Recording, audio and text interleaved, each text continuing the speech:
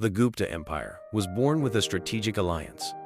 In 320 AD, Chandragupta I married Kumaradavi, a Likavi princess. This pact not only united two powerful dynasties, but lit the spark of an empire that would dominate northern India for more than 2 centuries. Under the leadership of Samudragupta, known as the Napoleon of India, the empire expanded relentlessly.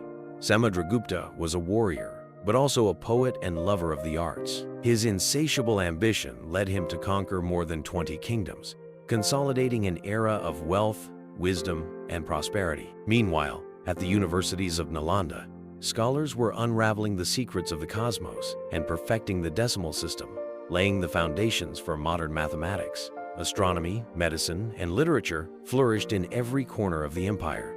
But, as in every great civilization, the seeds of its downfall had already been sown. The year 450 marked the beginning of the decline.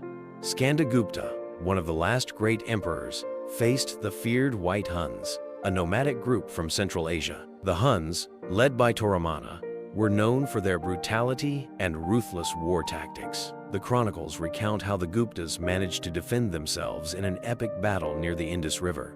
But the victory came at a devastating cost. The imperial treasury was nearly emptied, and the central administration began to falter. While local nobles sought to protect their lands, the emperor lost control over more distant provinces.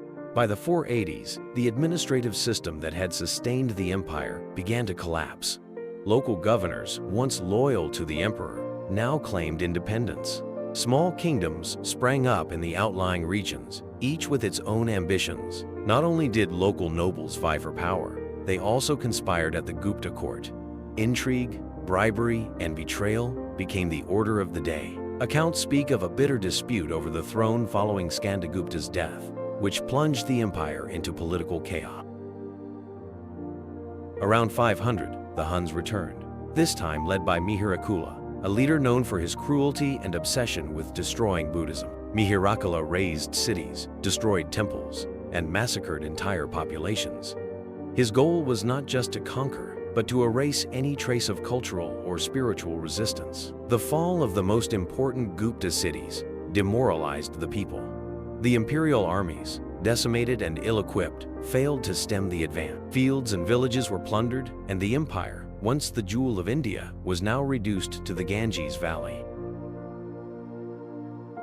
By 550, the Gupta Empire was a shadow of its former glory. Accounts from later years tell of powerless emperors, such as Vishnugupta, unable to mount an effective defense against invaders or control local governors. Trade routes that once brought riches were now controlled by rival dynasties. The Silk Road, which connected India to the world, had fragmented, political alliances broke down, and the empire's few remaining resources were consumed by senseless wars. Although the empire fell, its cultural legacy survived. Texts on mathematics and astronomy were translated into Arabic and, centuries later, reached Europe, influencing the Renaissance. Universities such as Nalanda continued to be centers of learning, although the Huns had destroyed much of their facilities. Gupta architecture, with its intricate detailing and perfect proportions, inspired future generations of artists and architects. The collapse of the Gupta Empire not only marked the end of an era, but also left a timeless lesson. Even the most advanced civilizations can succumb to chaos if political and social unity is not maintained.